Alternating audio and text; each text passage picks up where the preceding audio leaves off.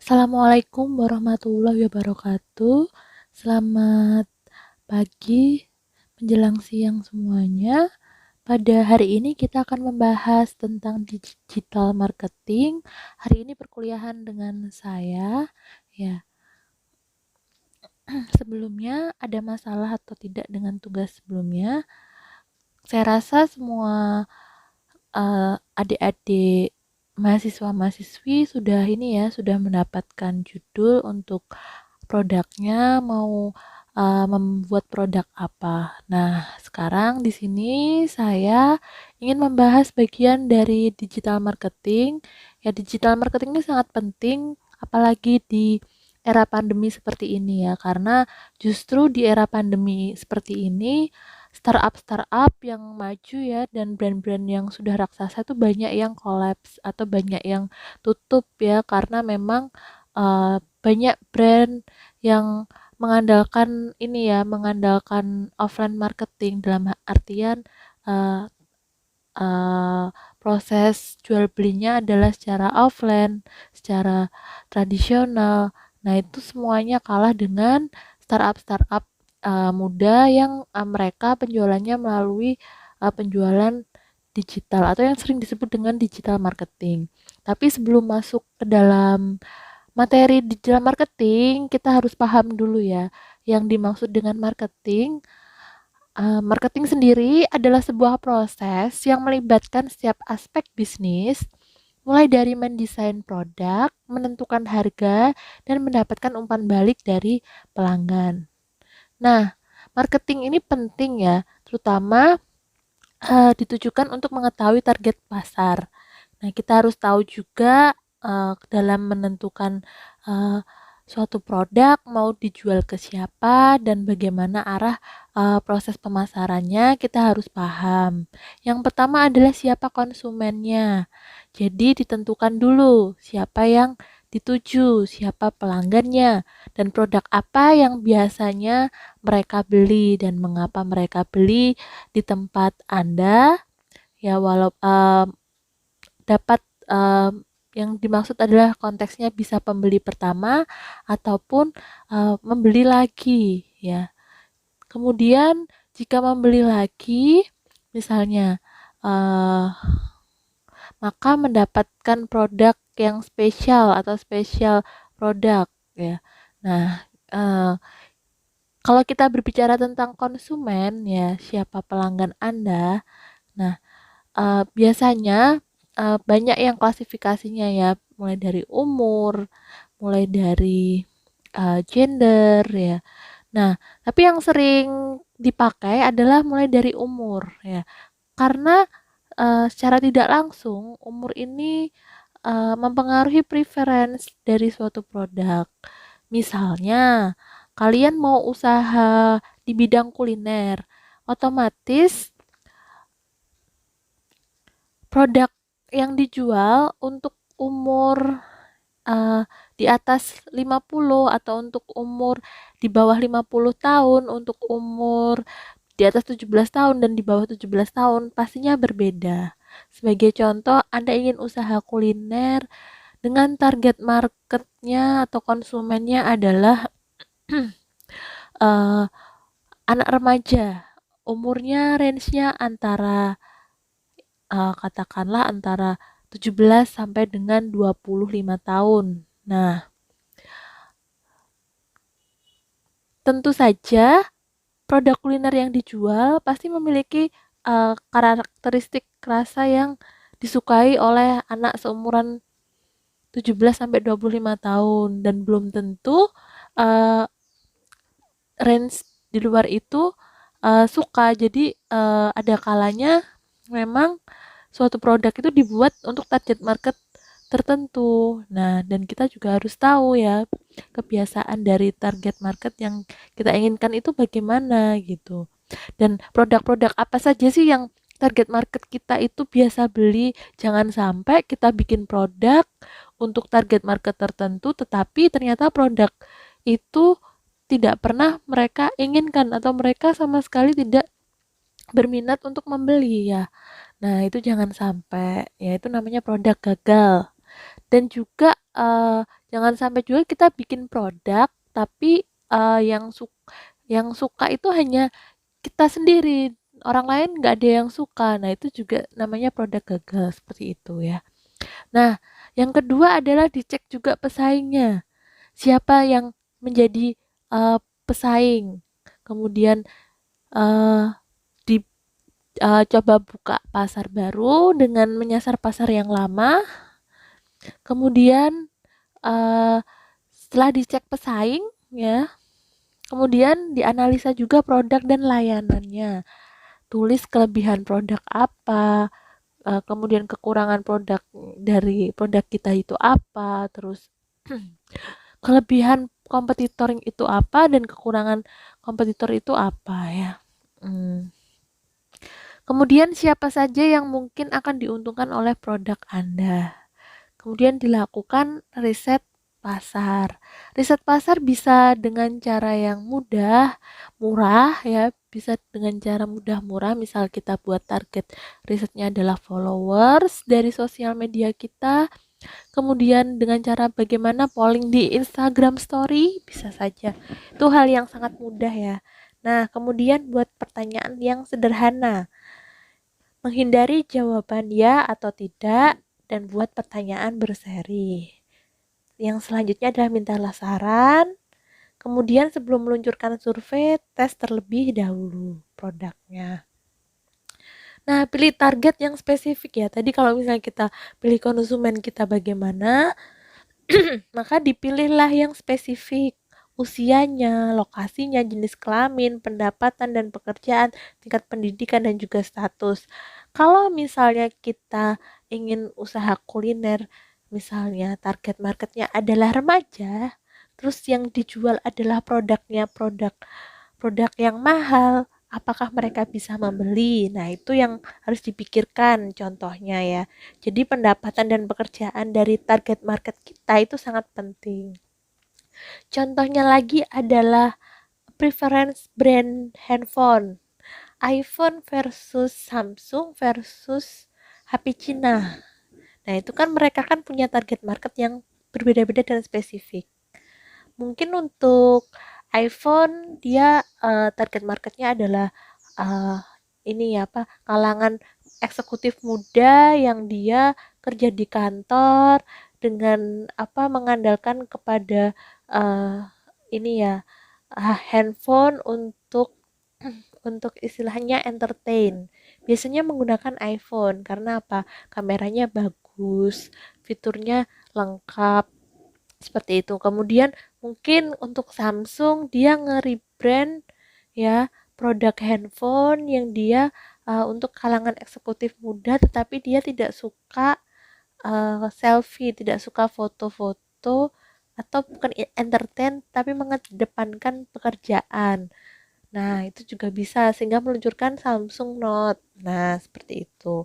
Kemudian untuk handphone-handphone Cina mungkin target marketnya adalah kalangan yaitu pekerja yang memang bukan eksekutif muda dan juga tidak memiliki banyak cukup uang untuk membeli handphone yang mahal seperti itu contohnya ya.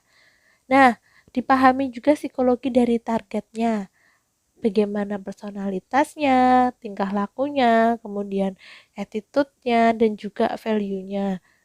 Selain itu, minat dan hobi dari uh, konsumen kita juga harus pahami, dan juga gaya hidup juga harus kita pahami. Contohnya adalah menentukan dari mana target Anda mencari informasi dan media mana yang paling sering mereka gunakan, seperti Google, e-commerce, dan juga marketplace, serta event-event offline. Ya, hal ini penting ya. Nah, ketika kalian mau mendaftar di suatu aplikasi sosial media atau aplikasi ya sekarang ya, pasti akan ditanya ya personality, sorry ditanya nama, umur, alamat email, minat dan hobi, bahkan kesukaan, jenis kelamin. Nah, itu sebenarnya adalah mereka mengumpulkan suatu database ya. Nah, sebagai contohnya adalah Google ya. Google secara tidak langsung ya, dia secara secara apa namanya? ketika kita belum booming digital marketing, dia secara tekun mengumpulkan database dari pengguna-pengguna server dari Google. Nah, sehingga ketika digital marketing booming, yang diuntungkan siapa?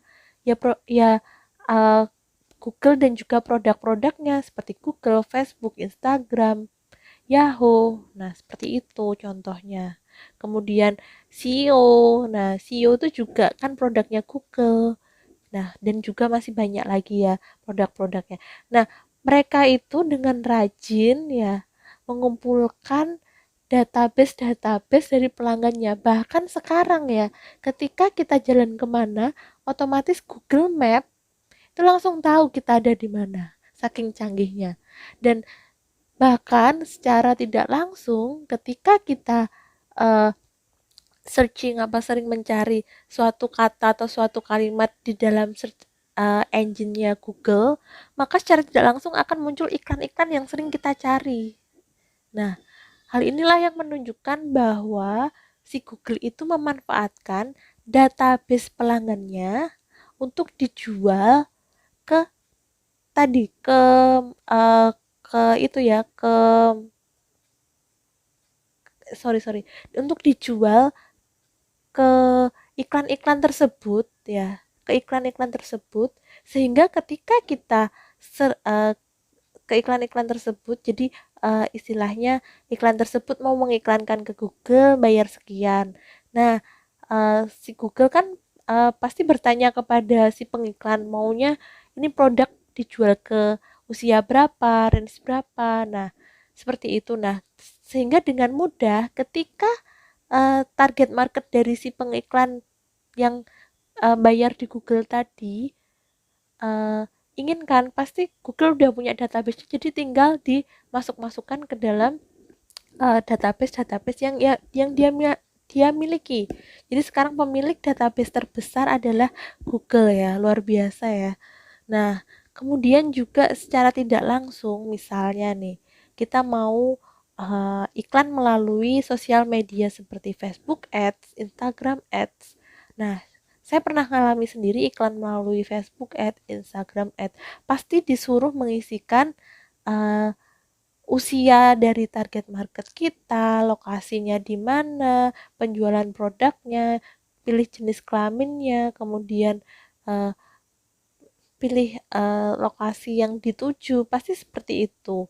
Karena apa ya, itu tadi si Facebook Ads tadi sebagai uh, pemilik ya, sebagai pemilik sosial media, sebagai uh, ini ya salah satu uh, provider, salah satu ini ya sosial media ya, Facebook Ads, Instagram Ads, itu ingin supaya kita itu atau produk yang dijual oleh si pengiklan itu uh, tepat sasaran kepada si konsumennya, seperti itu. Sehingga ya itu tadi, ketika kita mau mendaftar ke dalam sosial media pasti ditanya juga usia, lokasi, jenis kelamin.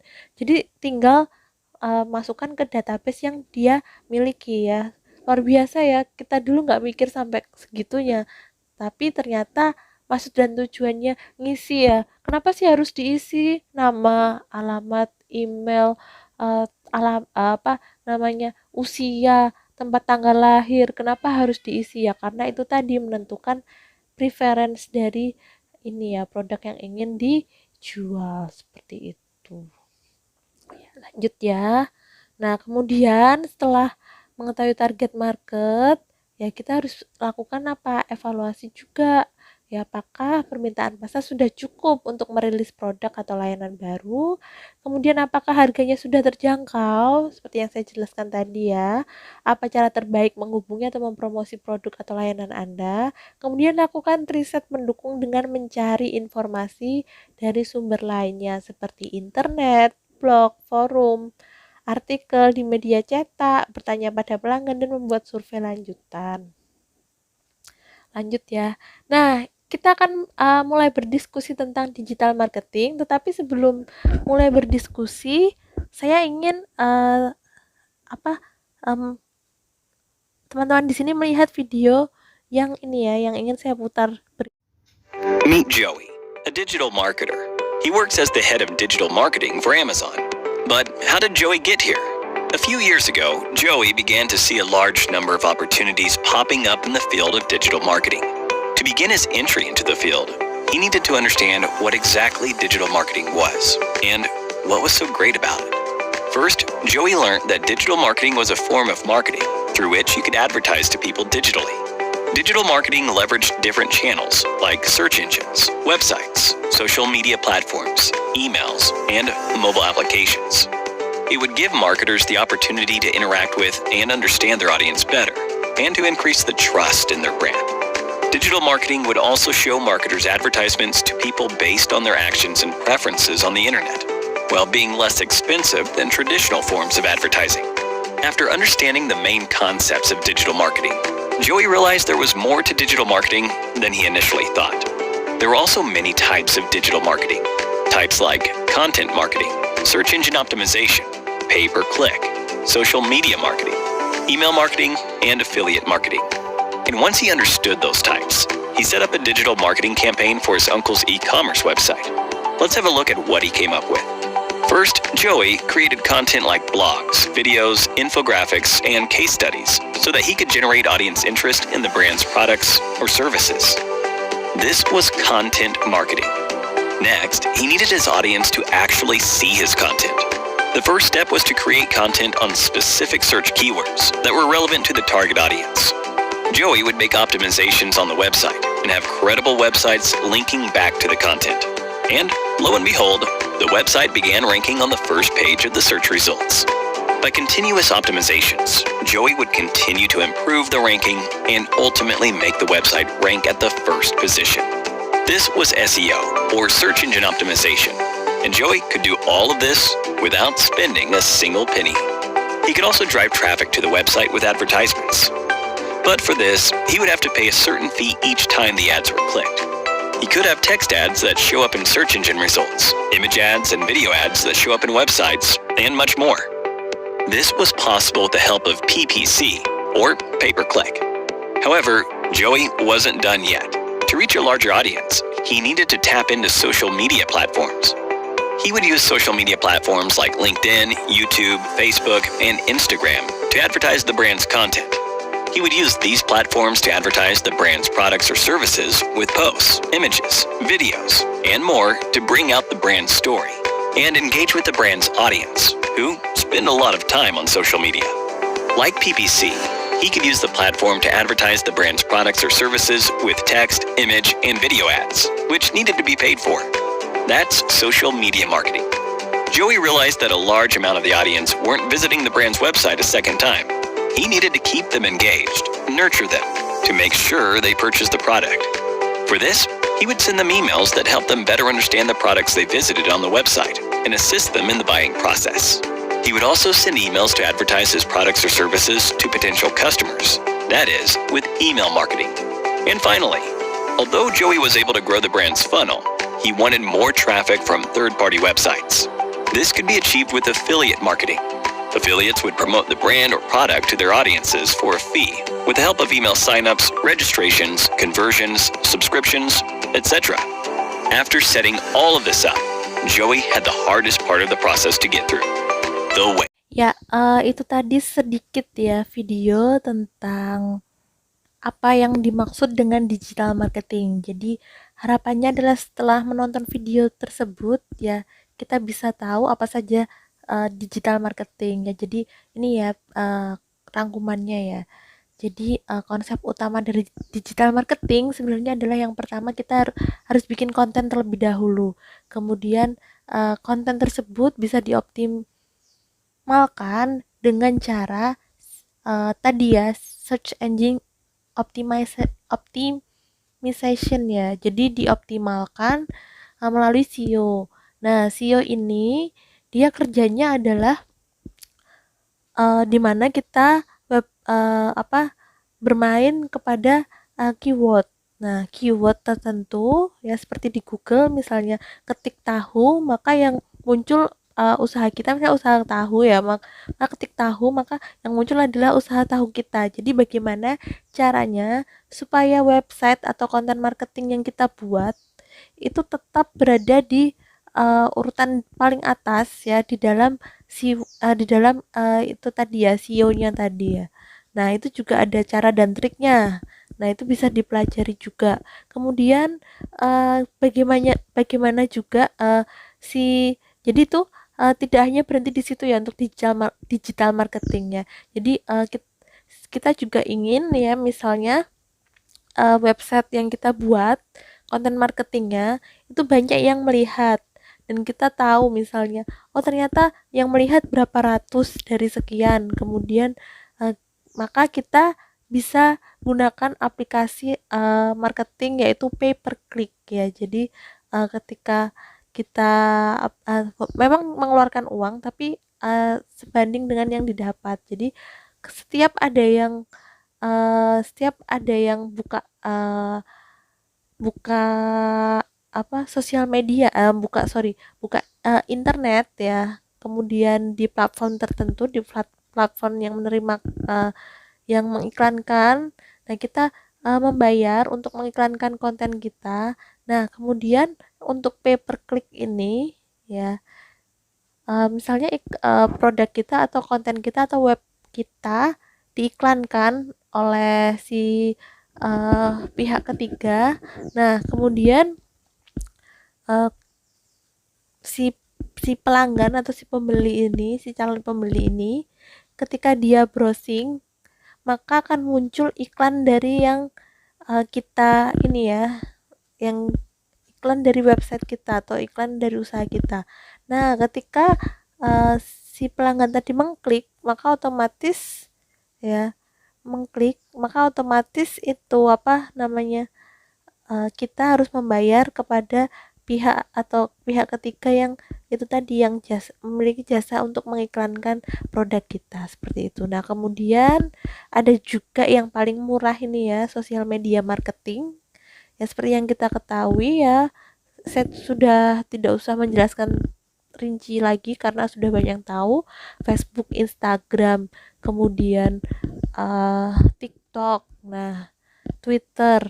Nah, itu adalah merupakan sosial media marketing. Dengan cara diviralkan di sosial media, itu bisa menjadi marketing yang gratis ya. Nah, kemudian selain itu ya, ada juga iklan-iklan dari setiap sosial media. Jadi sosial media itu juga menawarkan yang berbayar dengan cara kita membayar untuk setiap iklannya ya. Seperti yang saya jelaskan tadi, biasanya dia meminta ya identitas dari target market yang kita ingin tuju, seperti itu. Kemudian bisa juga digital marketing ini dioptimalkan dengan cara yaitu email marketing.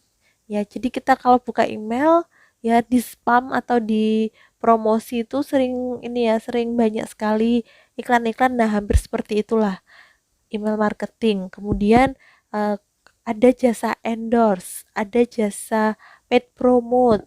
Nah, subscriber, kemudian ada followers ya. Nah, ini adalah semuanya affiliation marketing. Jadi kita bayar untuk mengiklankan produk kita. Nah, memang biasanya kebanyakan ya adalah yang berkecimpung di dunia entertain dan memiliki followers yang banyak. Harapannya apa? Followersnya adalah mengikuti apa yang dilakukan oleh bintang tadi itu atau oleh si entertain tadi itu. Seperti itu. Oke, balik lagi ke slide ya. Mengapa harus digital marketing? Ya, karena tradisional atau offline marketing mulai mengalami penurunan dan internet menjadi raja, serta generasi milenial menganggap kalau offline marketing sama dengan tradisional, sama dengan kuno. Ya, jadi sekarang jarang ditemui generasi milenial itu membaca koran, membaca tabloid, brosur, media cetak, bahkan melihat radio atau TV. Tetapi karena memang di Indonesia ini masih heterogen ya, dalam artian kita pasti tinggal bersama keluarga, ada bapak, ibu, nenek, kakek. Nah, tentu saja kan kalau TV, radio itu masih masuk, koran juga masih bisa masuk. Cuman sangat jarang untuk generasi milenial itu dia duduk di depan TV atau bahkan membaca koran atau tabloid ya. Karena apa? Sekarang eranya adalah gadget mania. Nah, untuk digital marketing ini merupakan hasil dari kemajuan teknologi informasi yang diterapkan dalam manajemen pemasaran untuk meningkatkan efisiensi dalam strategi pemasaran di era globalisasi. Jadi bisa dibayangkan ya, untuk digital marketing seperti yang di video tadi. Lanjut. Nah, konsepnya adalah di mana informasi dan interaktivitas membuat rasa tertarik atau keterlibatan dari konsumen. Nah, ini contohnya adalah tingkat pertumbuhan perdagangan via internet dari tahun 2001 sampai dengan 2005 mencapai 68% di Amerika Serikat dan 91% di Eropa serta lebih dari 100% di Asia. Dan menariknya 85% dari perusahaan yang melibatkan perdagangan online tersebut adalah usaha berskala kecil dan menengah. Jadi memang awalnya itu ya startup itu kan tidak punya modal banyak ya. Nah, kemudian mereka putar otak gimana sih cara mengiklankan produk supaya tidak memakan banyak biaya. Nah, dengan cara apa? Digital marketing. Jadi awalnya adalah seperti itu dan ternyata di era pandemi seperti ini sangat diterima baik oleh masyarakat. Karena apa? Secara otomatis ya dituntut untuk di rumah saja, tidak banyak beraktivitas yang tidak memberikan manfaat. Jadi otomatis segala hal terutama hiburan itu ya pengennya adalah dilakukan di rumah, sehingga apa seperti belanja yang awalnya kita jalan ke mall jadi belanjanya lewat rumah. Ini ada satu video, saya akan putarkan lagi.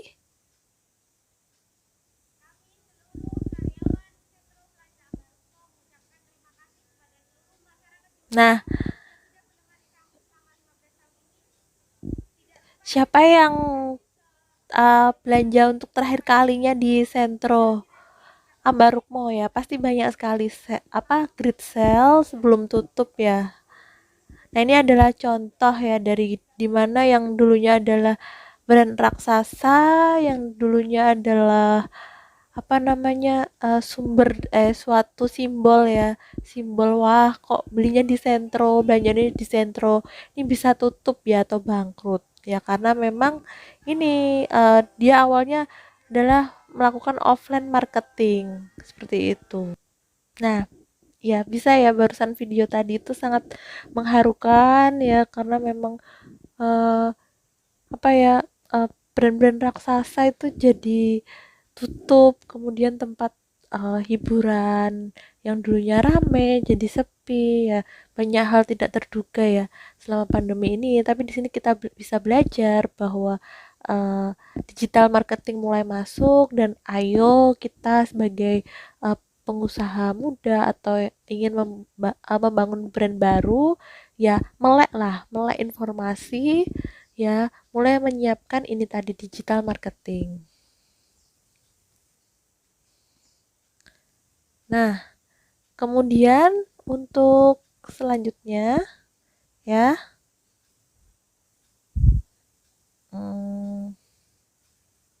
untuk selanjutnya ya, di mana ya digital marketing kita ketahui ya, kalau dulu secara tradisional itu ingin mengirim barang itu sangat ribet ya, kita harus mulai menggunakan mesin fax, kemudian diantarkan oleh kurir. Nah, sekarang sangat mudah ya, tidak perlu mesin fax. Nah, cukup dengan sekali klik ya, pembeli dan penjual bisa berinteraksi.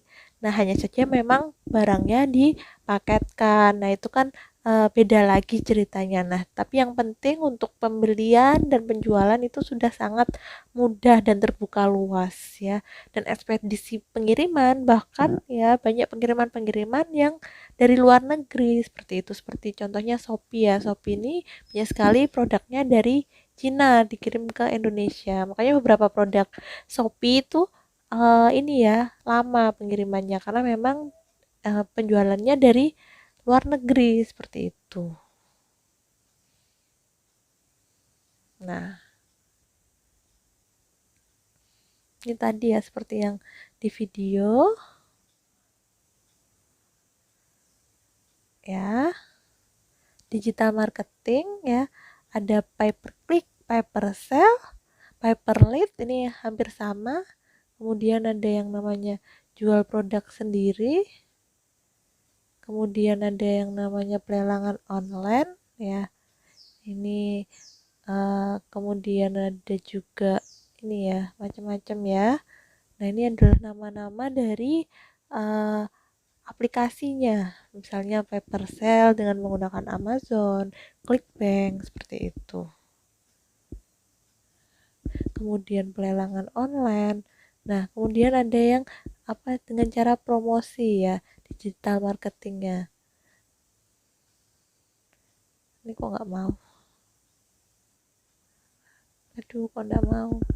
Ini ada SEO, ada email marketing, ada mobile advertising. Kemudian kurang satu nih di sini nih ada tadi sosial media marketing ya. Tadi sudah saya jelaskan kurang lebihnya. Next, ini kok enggak mau? Ini ada contoh-contohnya ya. Kalau PPPC ini apa ya? Gitu. Kok enggak mau next ya?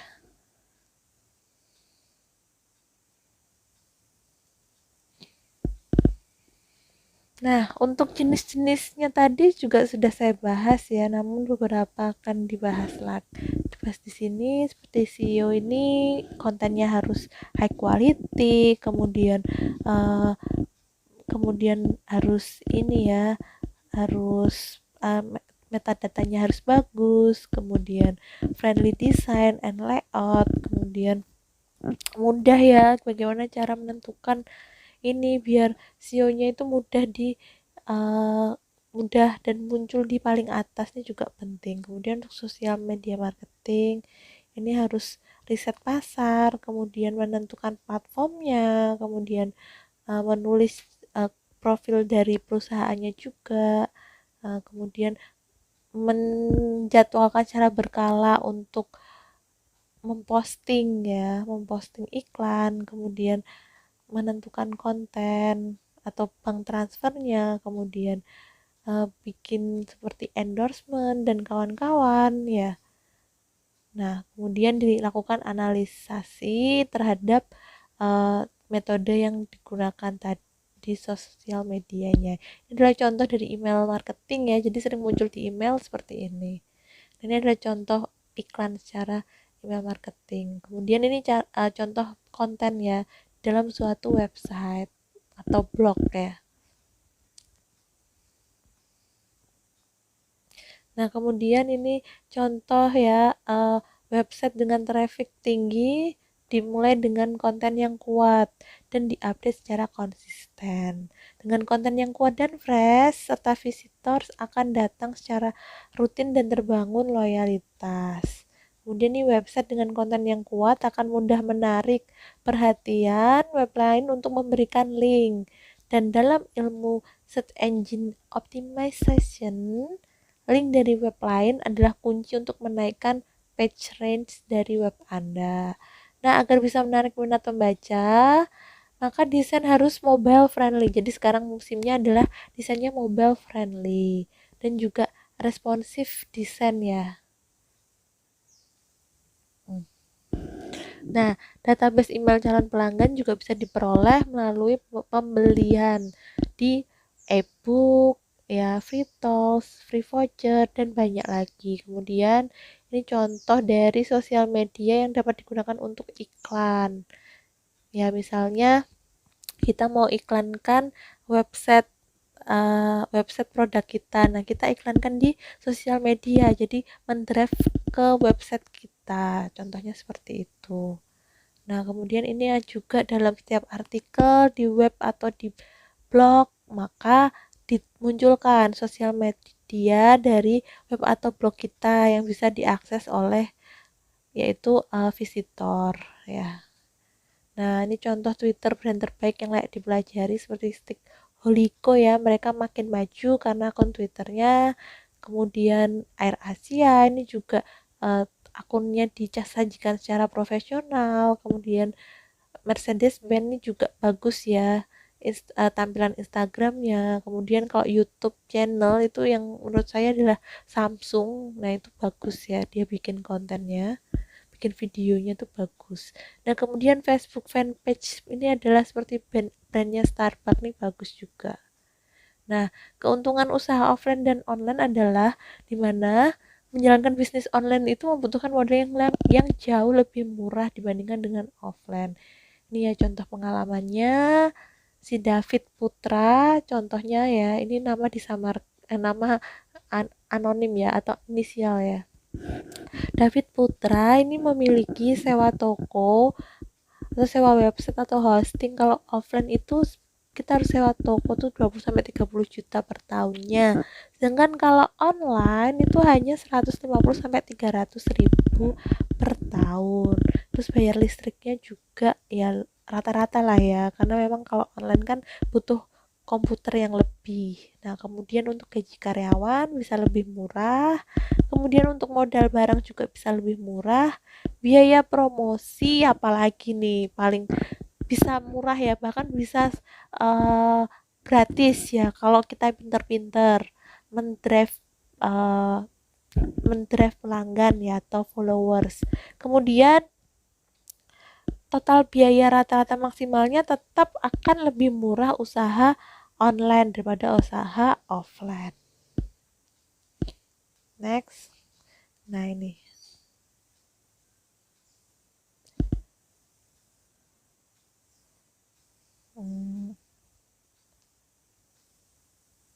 Agak susah ya.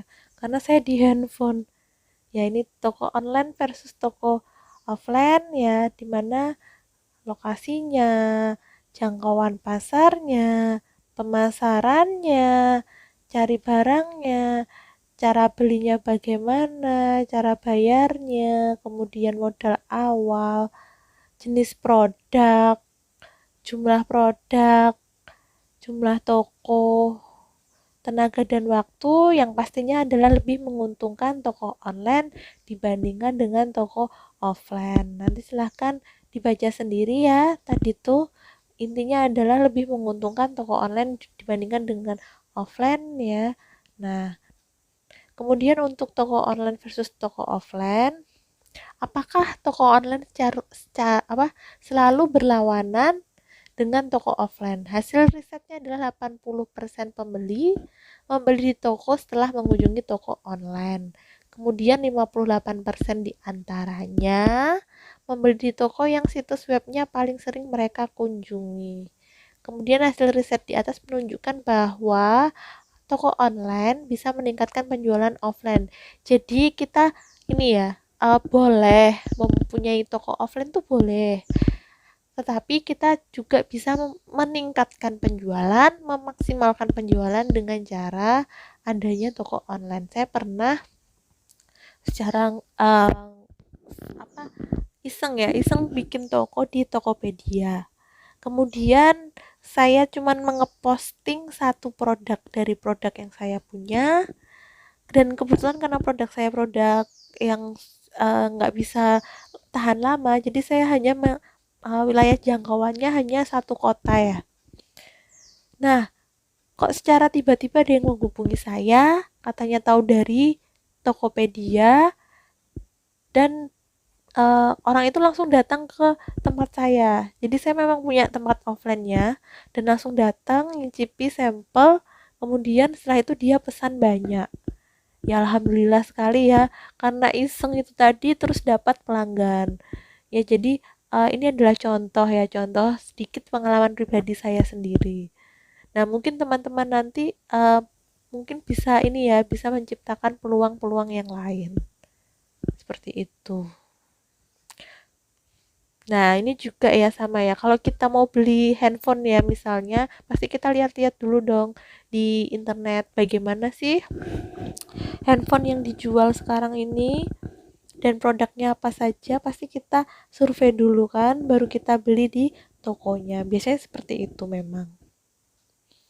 Nah, kemudian yang perlu digarisbawahi adalah kalau kita punya toko online itu harus lengkap ya informasi tokonya dan juga produknya supaya apa konsumen itu percaya, pembeli itu percaya bahwa ini tokonya itu benar-benar ada dan juga ini ya baguslah pelayanannya, bukan yang toko abal-abal seperti itu. Nah, ini membuat toko online hanya 15 menit ya. Biasanya mendaftar sebagai member, membuat tokonya, dan mengunggah produknya. Ini contohnya seperti ini, nanti bisa dilihat sendiri. Jadi memang sangat gampang ya, dan sebenarnya membuat toko online itu ya, kenapa kok dibuat detail pertanyaannya? Karena memang tujuannya adalah itu tadi mengelompokkan database. Jadi ketika mereka mau mengiklankan itu sudah langsung sesuai dengan yang diinginkan oleh penjual seperti itu. Apalagi pada marketplace ya mereka pasti banyak banget ya database penjual dikelompok-kelompokkan sehingga ketika pembeli mencari kata kunci tertentu dia akan muncul seperti itu. Ya, itu saja yang bisa saya sampaikan atas perhatiannya. Ya, saya ucapkan terima kasih. Wassalamualaikum warahmatullahi wabarakatuh.